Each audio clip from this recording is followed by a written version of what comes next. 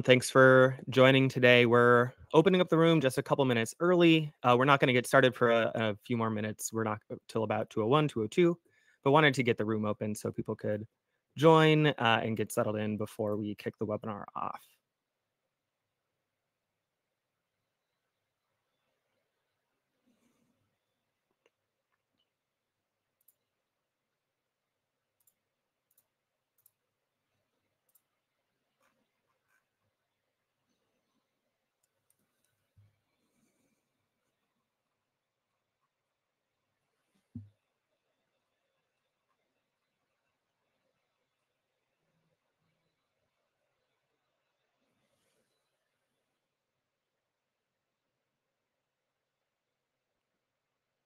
Thanks everyone for joining. If you're just getting on, we're going to get started in just a couple minutes. We're giving people time to join the webinar before we actually start it, but wanted to open the room. People who are here early, you'll hear me say this a few more times in the next couple of minutes.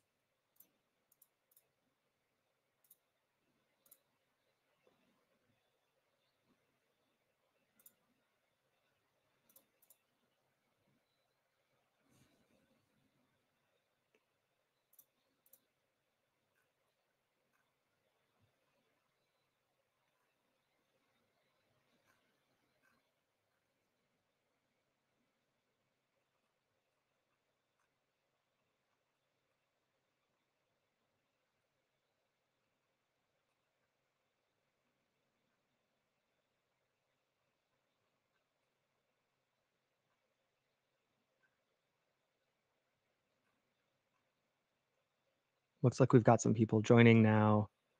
Again, thanks for joining us today. We'll get started in just a couple of minutes.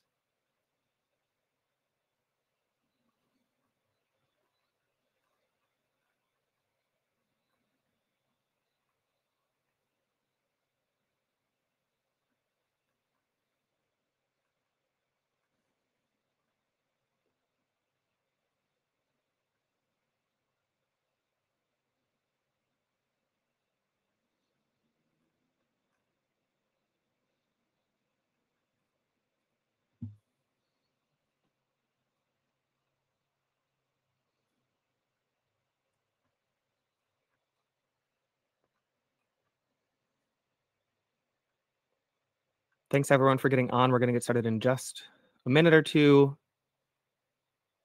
Really appreciate you all being here. Really excited to have our presenters here today and talk to you all about what Portland's ranked choice voting experience was like last fall.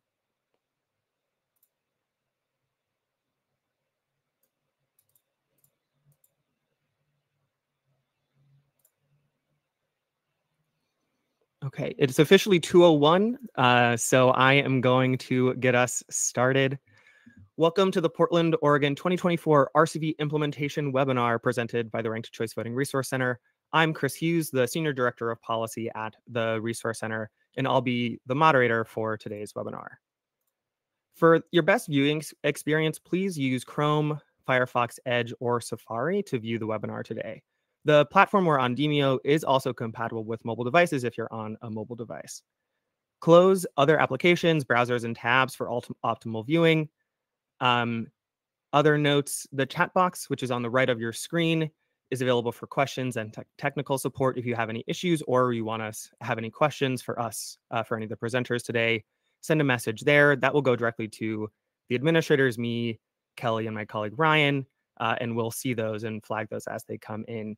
We'll answer any questions with any time we have at the end of the webinar during the Q&A portion. A bit about the Ranked Choice Voting Resource Center. We're a nonpartisan 501c3 nonprofit whose mission is to help make ranked choice voting elections successful.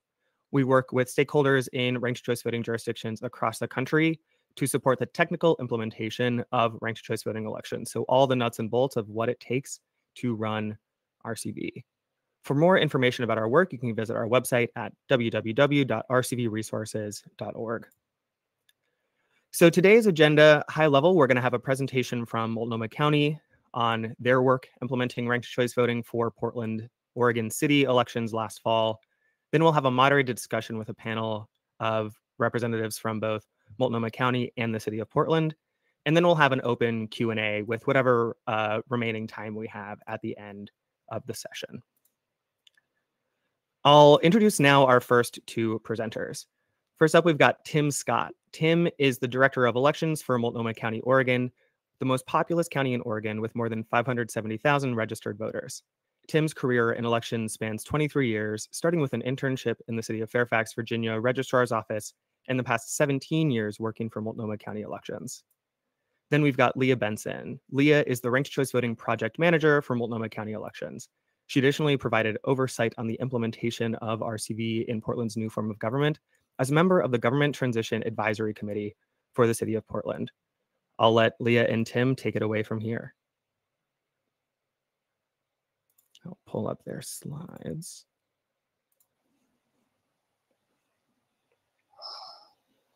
All right, I will go off stage. Hi, everyone.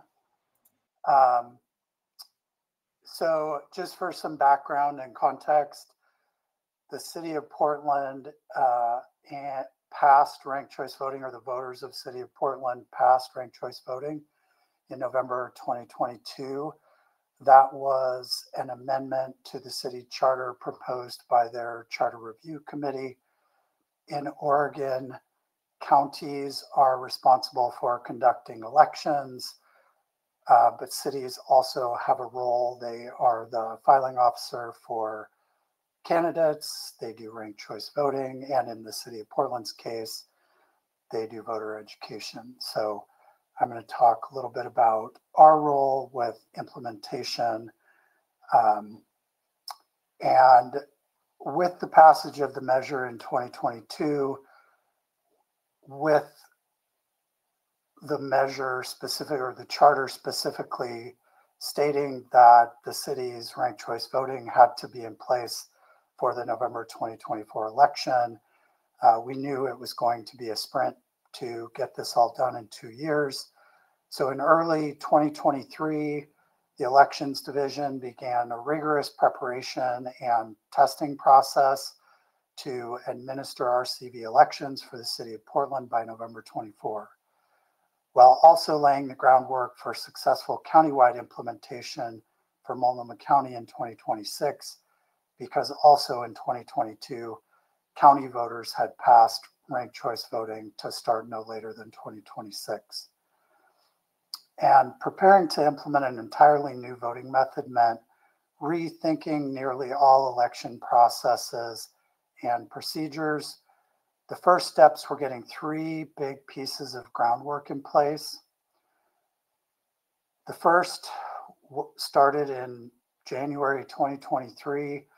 The County Elections Division began working closely with the City of Portland Elections Division and the city's transition team to the transition to the new form of government, as well as ranked choice voting, to support the development of a city code update that outlined how ranked choice voting elections are to be conducted. The code was adopted by Portland City Council in April of 2023. Second, the city of Portland actually spans 3 counties, with small percentages of voters residing in our neighboring counties, Clackamas County and Washington County, in addition to Multnomah County. So it was critical to enter into an agreement with our neighboring counties on the conduct of Oregon's first multi-jurisdictional ranked choice voting election. In November 2023, the Multnomah County Board of Commissioners approved an IGA with Clackamas County and Washington County for coordinated administration of City of Portland RCV candidate contests, with Multnomah County acting as the central tabulator. And then finally, we also realized that we could not become experts in all things ranked choice voting overnight. And so it was crucial that we identified and engaged expert advisors as soon as we could. In early 2023, we entered into a memorandum of understanding with the Ranked Choice Voting Resource Center, a national nonpartisan nonprofit that provides RCV expertise. Their support was provided free of charge and was invaluable throughout the entire implementation process.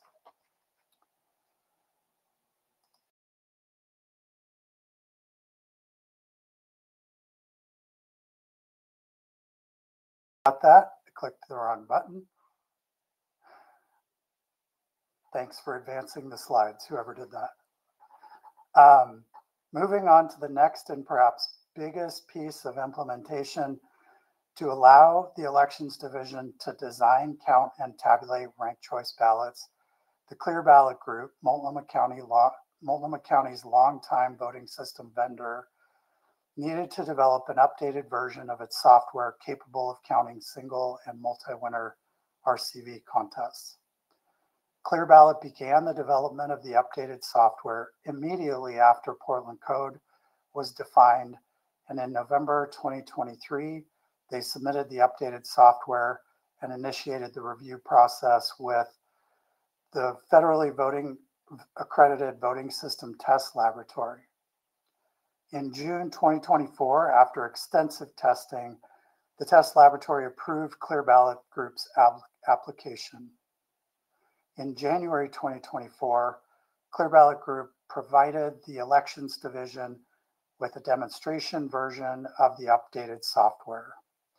This was critical so that we could perform extensive internal testing of the software through test elections, a load test, and a hand count of the results to verify their accuracy.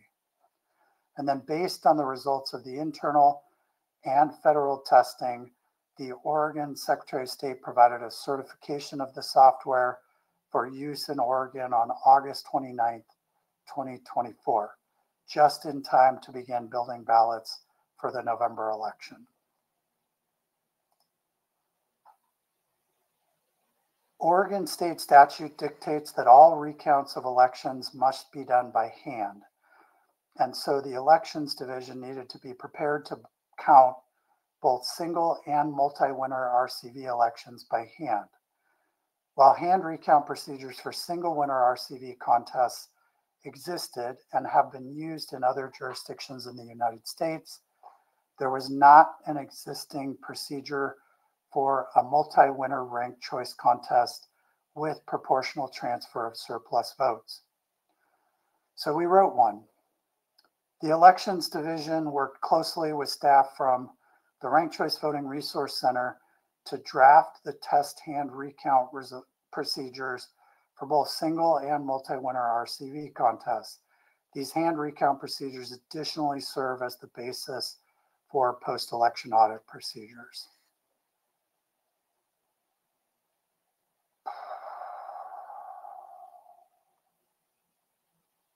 Can someone advance to the next slide? Oh, there it is. Got it. Thanks. And finally, ranked choice voting ballots feature a grid-style ballot for each contest. Due to the layout and the large number of candidates for each contest, the Elections Division needed to design a separate additional ballot page that contained only City of Portland RCV candidate contests. The ballot was designed in line with best practices shared by other jurisdictions who administered RCV elections. With the introduction of an additional RCV ballot page and different software for counting ballots, new and parallel processes were developed so that RCV ballots and general election ballots could be concurrently processed in a timely fashion. Now I'll pass it over to Leah.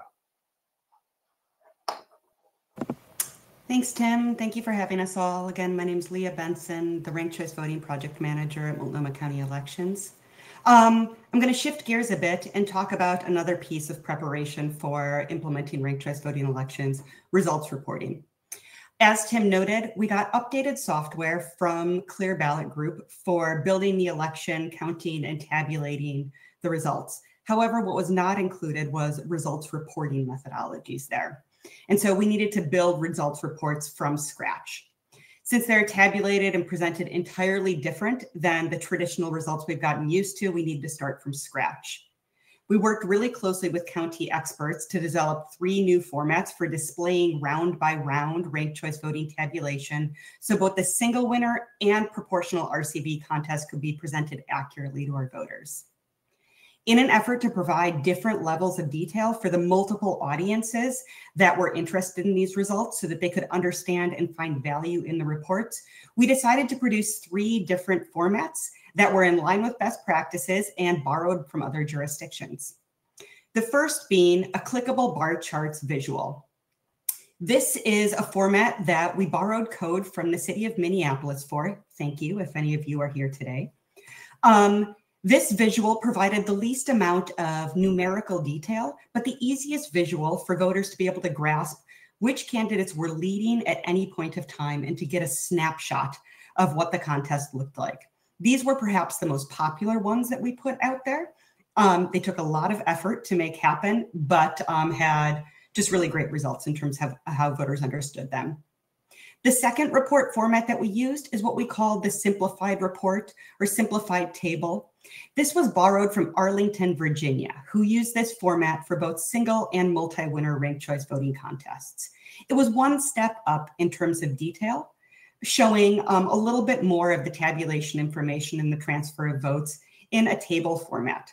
This one proved to be pretty popular with candidates for providing a snapshot to show where they were at in the contest at any point in time, without going into quite as much detail as in our next and final format, the detailed tabular report. This was built using code shared with us by New York City. Thank you again. If you're here, thank you for sharing that. This detailed tabular report represents the full tabulation details, everything that happened on the back end, all 4 truncated decimal points for each proportional transfer that happened along the way, all of the back end math. These were very detailed, quite large, perhaps not for every single voter that wanted to understand what was happening, but provide full transparency and served as the final official results reports as well. One thing that you'll note as I talk through each of these reports is that they are all representative of round by round tabulation. We chose to do round by round tabulation with every single results report, including the very first preliminary results report that went live on election night. As a universal vote by mail jurisdiction, we understood that the majority of ballots would not be counted by election night. And so we needed to make a decision about how to present the results, understanding that there were different best practices we could follow from other jurisdictions, meaning we could choose to present full round by round or just present the round 1 or rank 1 tallies for the contests. We chose to move forward with round by round after thinking about the trade-off between potential confusion for voters and seeing these preliminary results and seeing candidates being defeated and having their votes transferred. And we weighed that against transparency of wanting to share all of the information that we had as soon as we had it. And we decided to err on the side of transparency and sharing all the data we had as soon as we had it. This meant educating voters not just on how to fill out their ballots, but on understanding what results would look like, and understanding that even though they would see this full tabulation on election night, that we would not know who was ultimately elected until all the ballots had been collected and processed. In addition to voter education, this meant really working closely with the media, understanding that no matter how beautiful or easy to understand our results reporting was, the majority of voters would be looking to media for understanding about the results. Okay, so with that, I'll talk a little bit about what it looked like when we actually reported. One thing to note first is in the state of Oregon, election results from all counties are typically posted to the Oregon Secretary of State's election night reporting website. However, the state software is not currently capable of reporting ranked choice voting contests. And so for this reason, Multnomah County was required to be the sole source of RCV results for the city of Portland's candidate contests. And so we worked closely with other people at the county to develop and purpose build a website for housing the results, which you see on the screen now, and you're welcome to visit rcvresults.multco.us. Round by round results were presented with each update on this site, 8 preliminary results in addition to the final certified results in total. When they were presented from election night through certification, we're happy to report that the media did represent them accurately in reporting. Results were reported conservatively, and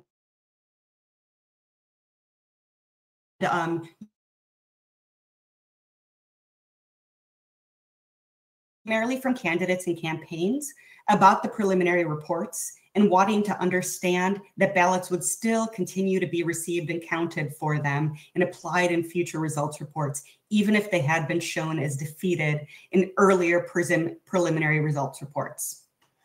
From voters in the media, however, we were not made aware of confusion regarding representing full round by round tabulation in the preliminary results reports. And post-election polling and focus groups further helped us learn that voters indicated that they understood the results and did not have much confusion from presenting these round by round tabulation early on. Okay, moving on, just a quick snapshot of how the 2024 election was different in relation to ranked choice voting.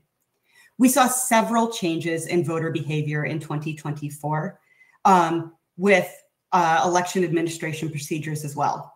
Some of these changes are clearly attributable to the implementation of ranked choice voting, but with others, it's premature to say. Their causes are still unclear and will require additional study and more time as more data is collected from future elections.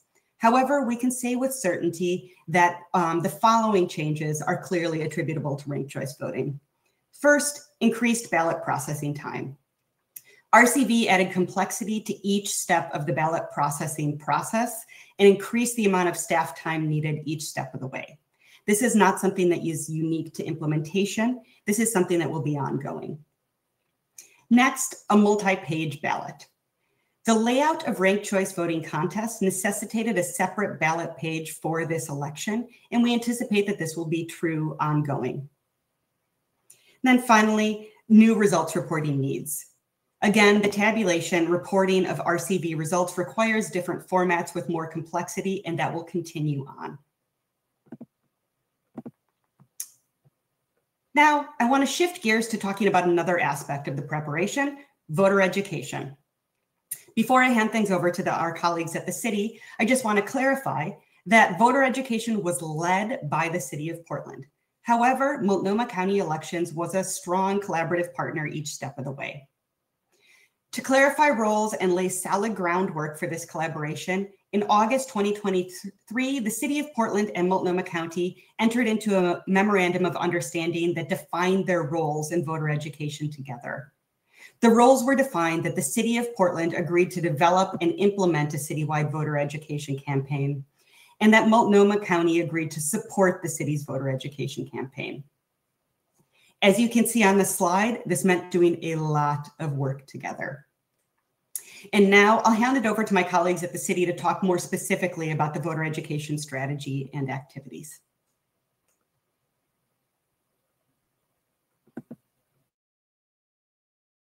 So much, Leah and Tim. I will now, we'll move now to our portion of the webinar that is more of a moderated discussion between members of our panel that we've got here today.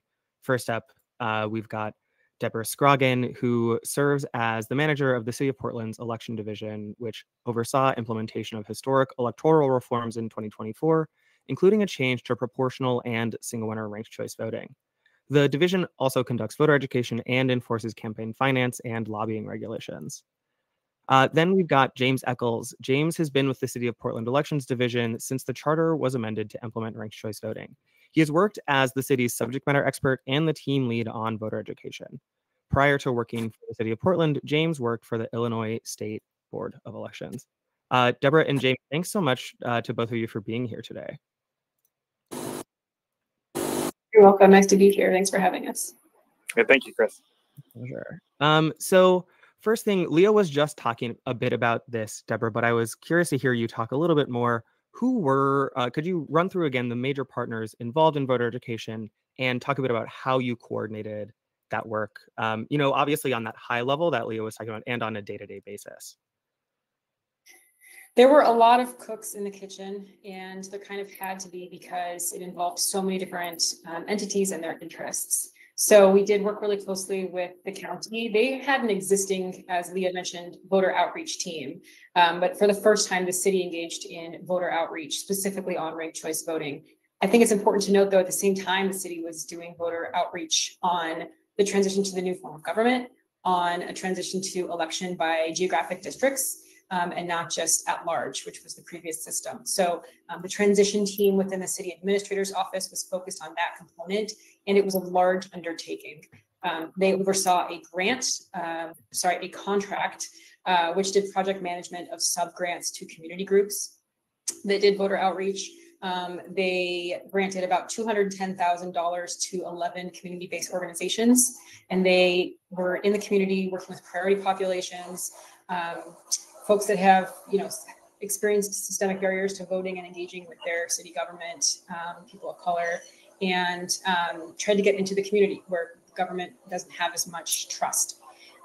So there was the transition team doing all of that work, overseeing the community grants, overseeing communications firms, and then us also doing voter education and helping where we could while trying to do ballot qualification. So those are, I think, are the three main entities that were doing voter outreach all at once.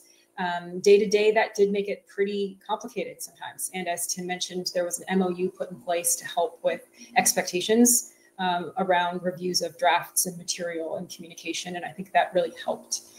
There were certainly some hiccups early on, defining who's a subject matter expert and when reviews should take place. And it got a lot easier later on. And that relationship with the county certainly paid dividends for us as we got into media education and other types of voter outreach. Thanks so much for that breakdown. I know there's so many moving parts there. It's really valuable to have that talked through for everybody. James, I'm curious, you know, on that really granular level of voter education, how did you all decide what was the most important information to get out in front of voters? That's a great question, Chris. And it's an answer that's a bit complicated because it was always being updated and changed, including after the election. You know, we're analyzing it and we'll change for the next time around. But I'll try and give sort of a brief overview, and if people have questions later, we can dive deeper. So there were two major points at which we made a decision about what information we would share with voters. One is sort of in the planning stages when we were coming up with our broad plan. And then again, about a month or two right before the election, we had some information that sort of changed the way that we wanted to approach some things. So for the first part of it, the planning stages, there was a few processes that went into making that decision. The first and probably the most important was reaching out and having conversations with the jurisdictions who had done it before. We didn't feel like we needed to reinvent the wheel. There's lots of jurisdictions, some that are very similar to Portland in a lot of ways. So we had conversations with them about what they had done, where they valued the information, who they gave the information to, what that looked like. The next thing was that we used a model in public education and engagement that's known as the bite, snack, meal model. And so basically it's an idea that the first information that you want a voter to see is bite-sized. So it really is like a postcard or a small digital ad on the side of a website. And it's really just meant to sort of tease the information, let them know where they can go, let them know that if they were already sort of thinking about ranked choice voting or elections, this will send them on their way, but it doesn't get overly complicated. And then as voters want more and more information, the information that we give to them, so the bite model might send them to the snack that is our website, and that might be a 2-minute video that kind of does a high overview. And then eventually you have voters that really want that meal level where they want to dig into the code, they want to have, you know, a 2-page email of questions to you. And so there were different ways that we got that information to people. And then finally, the last process in making this decision was we really determined that as election officials, our job here largely was in implementation. And so our biggest and most important role was making sure that voters understood how to fill out a ballot, making as few mistakes as possible. So when we started the process, that was really where our focus was. We had other information going on. We had other pieces that we covered as well. But most of our information was really about, here's a grid style ballot. This is what it looks like. And this is how you go through the process of voting when it comes time to vote your ballot, in October and November. So that's where we started. Once we kind of had those processes in place, we really just started throwing everything at the wall. We tried all sorts of different, forms of digital media, print media. We had billboards. We went on the side of buses. We went out into community all over the place. We had grant programs. So we really did a lot of things to try and get information to people in different ways, depending on who it was that needed that information. The other thing that I'll briefly cover is we started to change that as we got closer to the election.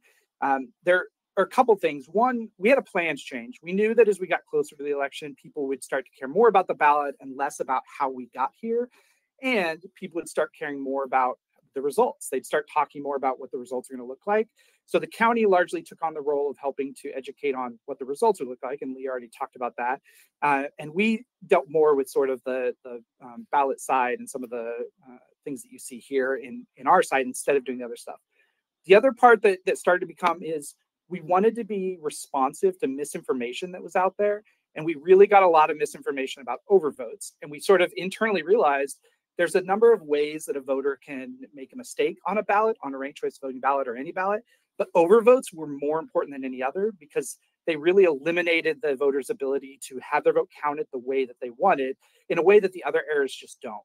So we started in the last month or so of the election, we had a specific campaign directed at trying to counter the misinformation about how you should vote on a ballot and how many rankings you can put in that first column, trying to eliminate any chance of people overvoting.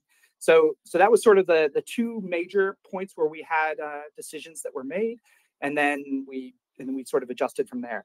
I will just say again, we've done a lot of analysis since the election. So there's some of those things that were like, that worked great. And there's some things that we have to move in different directions, but that's kind of broad strokes. Awesome. Thank you so much. I know this webinar is scheduled for about an hour. I think I could talk to you all for much more time than that. I would love to ask a million follow-up questions, but unfortunately we're time bound. I'm actually gonna ask Tim and Leah to come back on stage because I've got a couple of questions for them, and then we'll do some questions to the whole panel as well. I think James covered a little bit of this already, Tim, but I was curious to hear from you. What areas of voter education did you all find were the most challenging and which were the simplest to do for voters?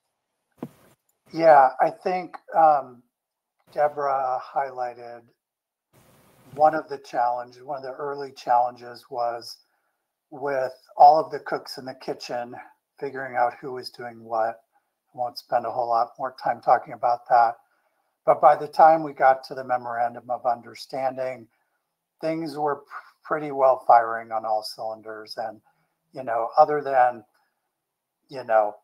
finding out about a document that was ready to be released in the next 24 hours and not having had a chance to review it, every now and then, everything went pretty well. And I think ultimately this partnership between the city and the county worked really well.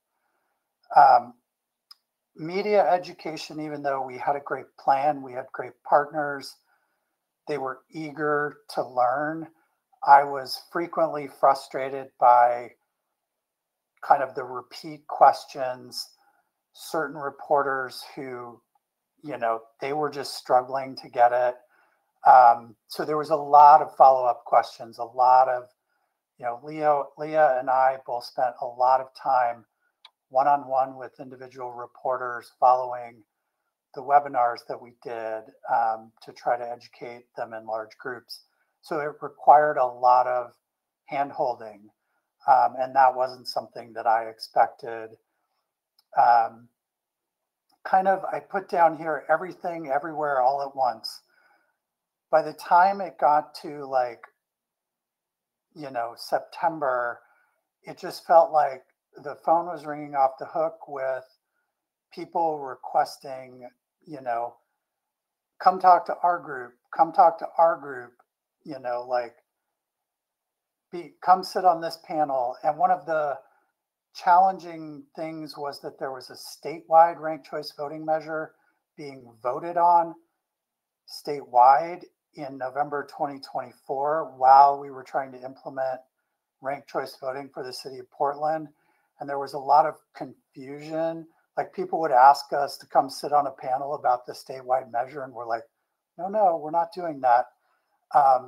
So just kind of filtering all that, being in the right places, making sure that the places we were speaking aligned with the outreach plan and the community groups that we felt needed the most information, but also saying yes to some things that were on the fringes because we knew that those people might have a high impact within their community. So we ended up in a lot of spaces, and that was hard. And then just finally, money and time, like there certainly was a lack of time to get all of this done. And I wish I would have had another 6 months or even a year. While we were both fairly well funded from our respective jurisdictions and we were able to pool resources in a lot of cases, we could have done more if we'd had more. There were areas that we just weren't able to get into in terms of voter education because we just didn't have the funding.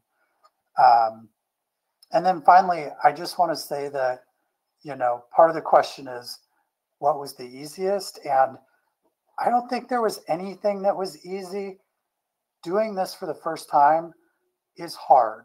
And, as James mentioned, working with other jurisdictions that have already done this in the past was essential. Like if we hadn't had the time and in a lot of cases resources of election administrators in key jurisdictions to talk us through this, it would have been so much more difficult having to create it from scratch. So,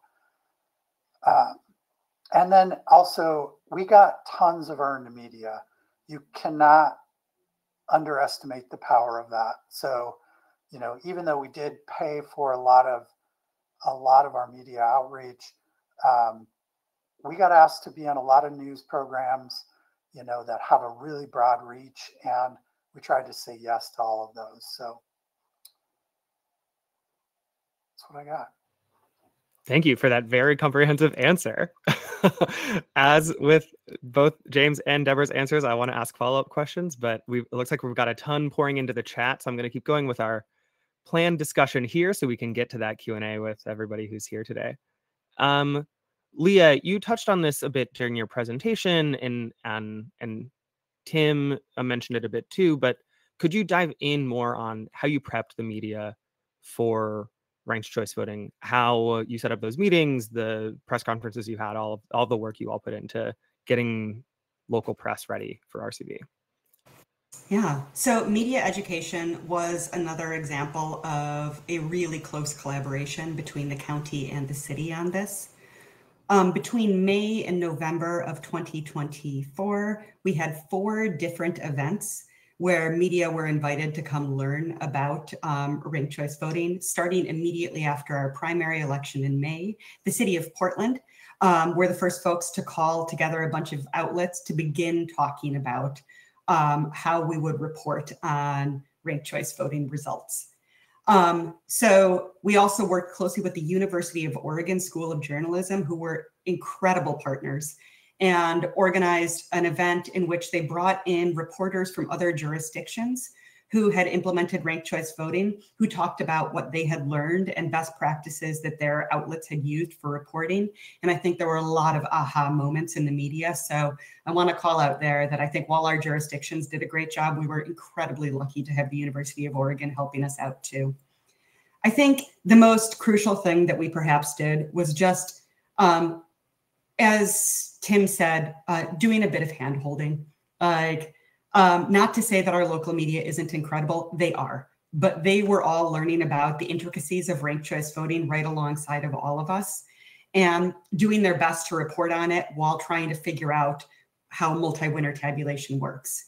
And so I think we were a bit more prescriptive than we would typically be in terms of how people should report on things, giving, for instance, sample language for on election night. this is how you might want to present it, saying these candidates are leading after X amount of rounds, being sure not to use definitive language, and giving as many precise examples of exactly what they could say as possible. And we saw this reflected in the reporting, and that people used the terminology that we had offered to them as we had offered it in a lot of cases, which again shows the fact that they're good at their jobs, wanting to be precise in things, and also recognize that having some precise language provided to them by the elections division was going to be useful. So it was a combination of having these organized events, having lots of one-on-one and small group conversations with different outlets, and then just being flexible the entire time. And that if we saw that something was kind of veering into territory where it maybe wasn't entirely accurate the way they were talking about it, I think both of our offices were pretty proactive at reaching out to media to give some gentle corrections. Thanks so much. So we've asked every panelist one question. Now we're going to do a couple combos and then move to the Q&A. So my next question is to James and Leah in particular. How did you all balance in your voter education information about the change in government? Because Portland, wasn't just moving to ranked choice voting, right? You all expanded the size of your council. You changed more or less like the way the council would function from a commission style to a council style. How did you balance talking about that versus talking about like the change in method, the move to RCV? Lee, I'll give you a break to breathe for a second. I'll start this one. But for us, there are two things there. And one is it was kind of an easy decision for us because the city had created a temporary transition team. These were great individuals that were brought in. Their goal is to sort of take the entire change management from the moment the charter adjusted all the way through. They're actually going to be wrapping up their work in June of this year. So all the way through the implementation and the new government and all that. So they had much more of a focus than we did in the government side of the transition, in the how many new councilors would we have? Where are they being elected from? What does that mean? How do you talk to your new representative? All of those things we focused far less on because we had an entire piece of the city that was focusing on it. So that's one way we separated it, whereas we really focused much more heavily on the specifics of ranked choice voting. What I will say is there's a lot of gray area there. One example is we created a candidate guide that we wanted to create a guide that was a comprehensive stop for Portland City candidates. So they could pick up a guide, go from the front to the back and understand everything they needed. Of course, if you're running for an office, you need to understand the districts and you need to understand your role on council and all those things. So some of that we had to kind of put in just for our own candidate education program. But for the most part, when we were really doing outward-facing voter education, our office focused on ranked choice voting in the election, and the transition team focused on the government side and that change in the system. I'll just echo most of what James said, but I will take a moment to put on my other hat of serving on the Government Transition Advisory Committee. That committee for the City of Portland was the primary community outreach and education body about the transition as a whole. And the City of Portland's transition team was really smart about how they planned the education out in the community. And voter education did not start about ranked choice voting until after the May 2024 primary election. Prior to that, all of the education that had been happening in the community was about the change of government. And there was a lot of education. I think we gave upwards of 100 presentations to different community groups between January and May of that year. And so people had been primed about the change of government and been told ranked choice voting is a part of it. And one thing that we heard is people were hungry to learn more about ranked choice voting. And we had to use all of our strength and patience to say, like, please just wait. We will talk about this, but at the time that is appropriate. So I think the transition team did a great job with education there, front loading information about the transition to a new form of government, and then providing more precise information about ranked choice voting when it was timely and appropriate. The keep them wanting more strategy for ranked choice voting. So to Tim and Deborah, and this is specifically to voter education, what do you think worked really well in your voter education campaign this time around, and what are you looking to change for next time? Do you want to go first, Deborah? Well, I kind of want to, I mean, did anything go really well? You know, it was difficult because you don't know how well you're doing until the end. And so you're saying yes to a lot of things and you're going to all the places. And we were obviously being more reactive than I would have liked. I would have liked the time to be more proactive. I think some of the things that went well with our early partnerships. And as Leah mentioned, some of those were academic and some of those were accidental that came to us, but they were really helpful. Some elected officials in other areas gave us suggestions about where to go and who to speak to, and that was super helpful. It was still reactive. And so I think while we lucked into some really helpful partnerships, going forward, I would like to be much more proactive about those throughout the election cycle, including in the off year, which is now. So we're working on that and making more longer term investments in those so that when we go toward election time, those folks know who we are and we can talk to them about educating communities. So I think that's where I would go. I think the relationship with the county really helped with some of those because I could tell Tim that there's a member of the media that's going to call you that's asking for information that doesn't exist or that's speculative, and he could say the same thing to me, and we could speak with one voice. And I don't know, maybe I have rose-colored glasses on, but I thought everything worked really well. We did a good job of identifying who was doing what. As we mentioned, the city was taking the lead, and maybe that's why it felt scarier for Deborah. But then we were able to identify where we could fill in gaps, where we could partner on using our funding. I think, for next time, not having, even though there was lots of research on ranked choice voting and lots of research on, how people learn and adult education and all of that, like until we saw the evaluations that we were able to do, both the city and the county afterwards, talking to real voters who had interacted with the materials that we had created, that's where the aha moments came in. That's where we learned we had great materials, but people didn't see them. So, being able to be laser focused on identifying the best way to get the materials out and spending less time with creating the materials or just refining on the next time around, and looking towards where we have the data on which neighborhoods performed better and which neighborhoods performed worse, spending more resources in those neighborhoods and less in others. I think having the data after the fact will allow us to be more successful in the future. I'll just throw in a quick plug here for the ballot report that Multnomah County put out in December. Is that right? Sort of analyzing the full cast vote record, right? All the data of how people used the ballot, how many rankings people used, what sorts of errors people made if they were making errors. I think it does a great job of breaking down, at least on the district by district level, how people were using the ballot. Obviously, there's deeper levels of analysis to do below that, but I think that was a really great way to see a sort of high-level summary of how at least people were engaging with the ranked choice voting ballot. Okay, last question. This one I'm going to ask for some rapid fire responses. If you had one piece of advice to give to election administrators in the future who are implementing ranked choice voting, what would you tell them?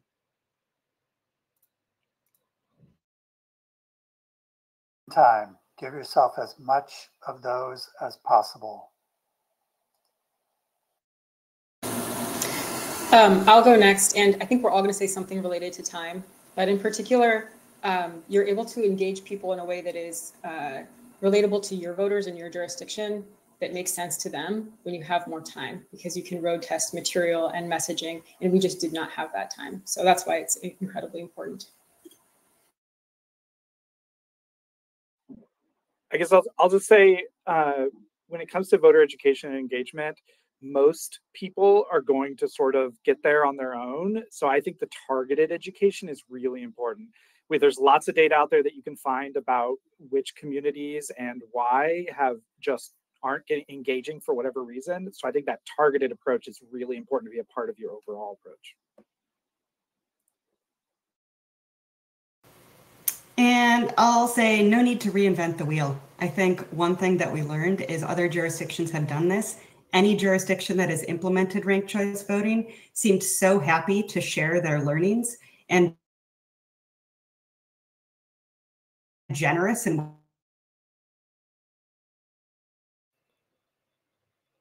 did Leah freeze for anybody else?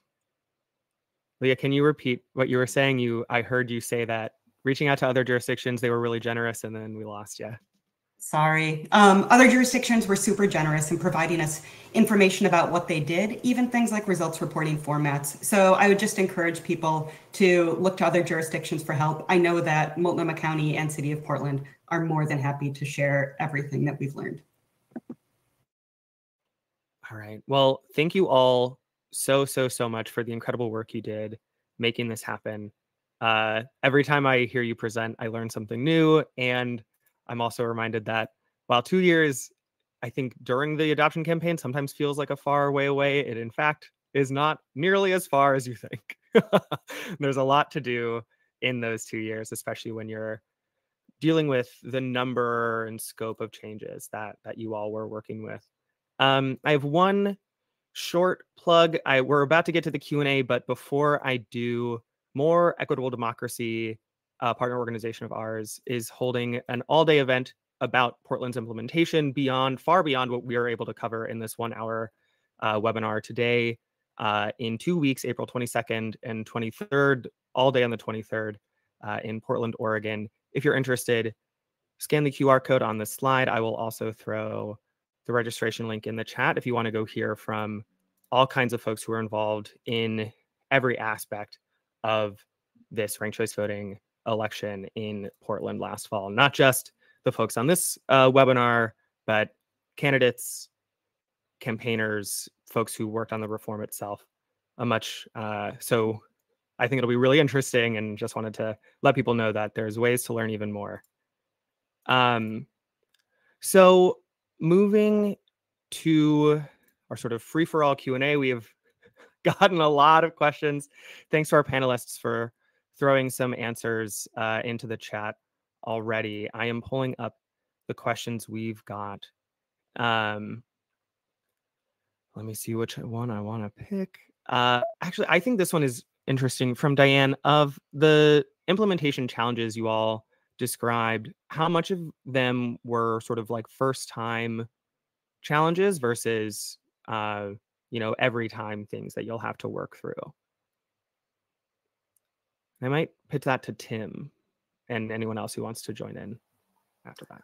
I mean, the software update was a huge thing. That was one time only. Well, I mean, I know Clear Ballot's on the call. I don't consider it a finished product. Keep working. But it still worked. It was great. And they did miracles with the time they had. And that initial push, obviously, that's where the time comes in. Software certification takes a lot of time. So that was definitely one time. A lot of our procedures, we will only have to make slight tweaks to. The real ongoing thing is voter education. That is going to be every election. We are going to have to remind voters this is happening. And then Oregon has long ballots already, so there's always going to be a second ballot page. That is going to be a resource that the county is going to have to pay for every election. So that's my short answer. I'll just briefly jump in on that I 100% agree with the voter education. And in fact, what we've learned ourselves and from other jurisdictions is the second time around, the second cycle is even harder for voter education, because all of those people that were like excited about it and all the advocates, they kind of disappear. the second time around. So it's actually can be harder because you lose a ton of those really excited voices because they're like, oh, this is old news. So we as the constant election officials have to really step up and try even harder to get the word out there because we're not getting as much support just from the community.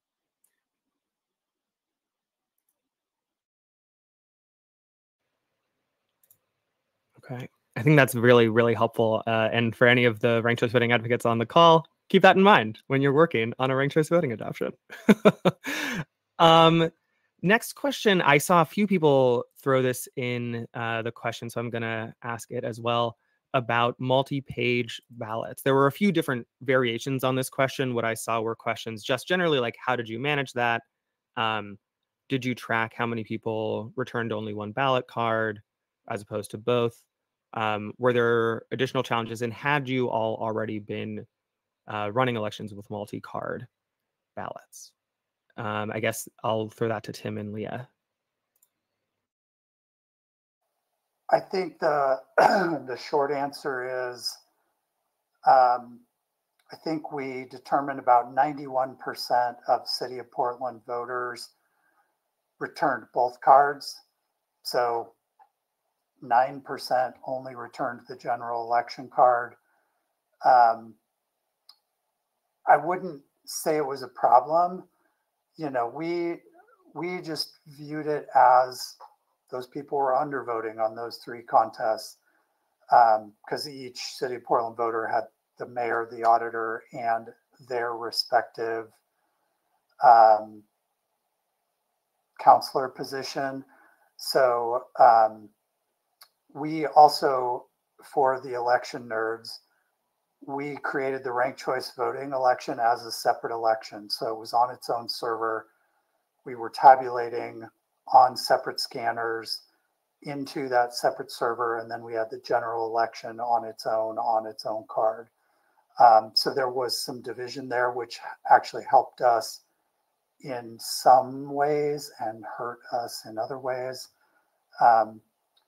But it was, some people would call that a problem. I wouldn't necessarily call it a problem because those people were just exercising their right to not vote on those positions.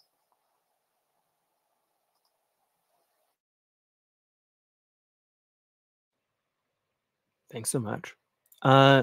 Next, because I've been giving Tim all the questions so far, for Deborah and James, I saw a couple questions in here. How did you balance education about single winner ranked choice voting as opposed to proportional ranked choice voting?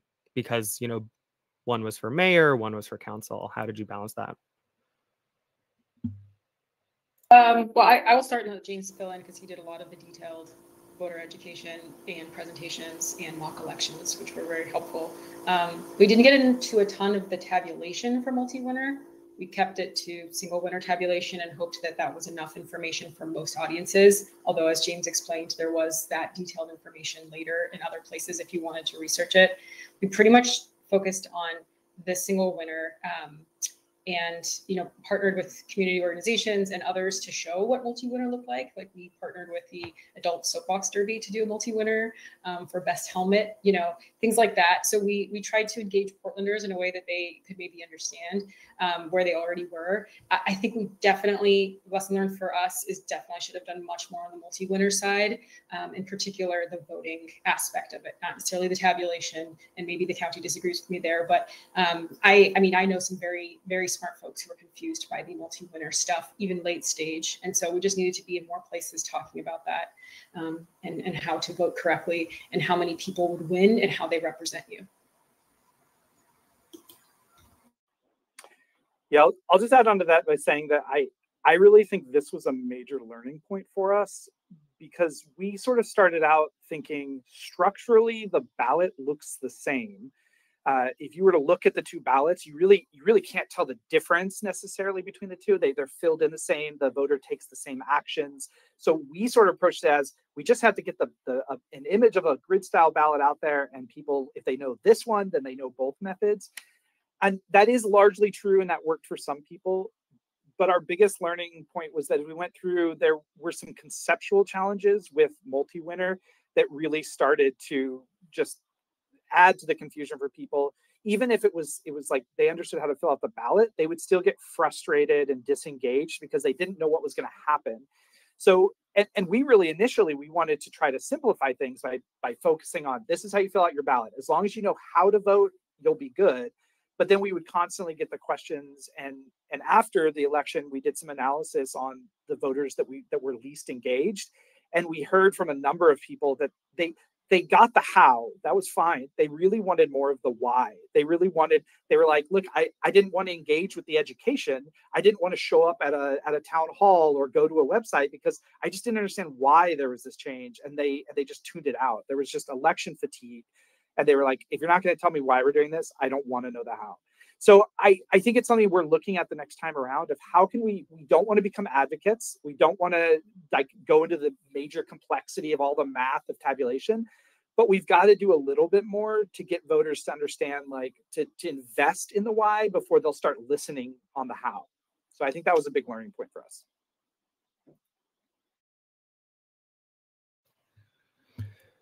I think it's really valuable, I think, to think through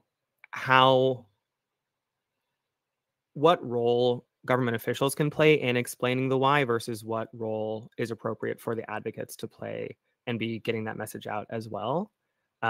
So because, you all have to tell people what's happening and not be saying this thing is good. That's the challenge. So I think that's a really important thing for folks here to sort of reflect on in our audience. I think the other thing worth noting too is the exit polling did look like people felt fairly confident, at least in how they marked their ballot and how those votes got counted. But of course, it wasn't 100%.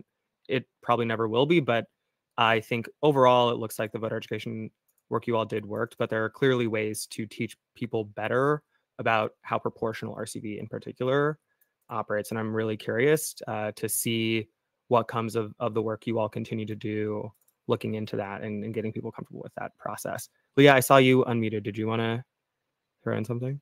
Yeah, I'll just add one thing with that, with the need for voter education on multi-winner tabulation, is we saw this in that ballot data report as well come through, in that we saw significantly more overvote errors in the city council multi-winner contests, which some of the feedback that we got is, like, Chris, you're correct, in terms of the post-election polling, people did say that they broadly understood. However, based on how people filled out their ballots, especially the amount of overvotes in the rank 1 column, leads us to believe that people still aren't fully grasping how it works and how their vote is counted. So we're going to be kind of doubling down on making sure that we really explain what an overvote is and how that affects how we can count your ballots moving forward. Well, I know we're trying to type, but I do want to jump in on something important there too, that I think some people might not be aware. Portland does overvotes in our code is different than most other jurisdictions. Most jurisdictions, if you hit an overvote, the entire rest of the ballot is not counted and is thrown out. We actually will continue to try to look at that ballot. And I think that is something that needed to be more a part of our education it's done differently, and the why on that as well. So we also treat overvotes just a little bit differently than other places do. And it might be something to consider when you're looking at implementing. It was a big policy decision for us. All right, we are at time. I think I have to cut it off there, unfortunately. I would love to keep asking you guys questions, but I promised an hour, so we'll stick at an hour. Thanks again to all of you for your incredible work last year, getting this up and running. I know there's a ton we learned at the Resource Center working with you all, and it was just really great getting to see the fruits of all of your labor at the end of the year. I have one last slide to pull up. Give me 1 second. Where is it? I guess I had a Q&A slide, but we all knew there were questions getting asked. You can find us anywhere you find things on the internet. If you want to get in touch with us, our website is rcvresources.org. You can email us at info@rcvresources.org and follow us on Facebook and LinkedIn, Instagram, and YouTube at the handles listed on this slide. We are, as mentioned, a 501c3 nonprofit, and we really appreciate any and all support folks can give to us. So if you're interested in donating, scan the QR code on this slide or go to rcvresources.org/donate. Thanks one more time to each of you for joining us today, for presenting and sharing everything you learned and everything you're going to continue working on out there in the Pacific Northwest. All right. How does one end this webinar?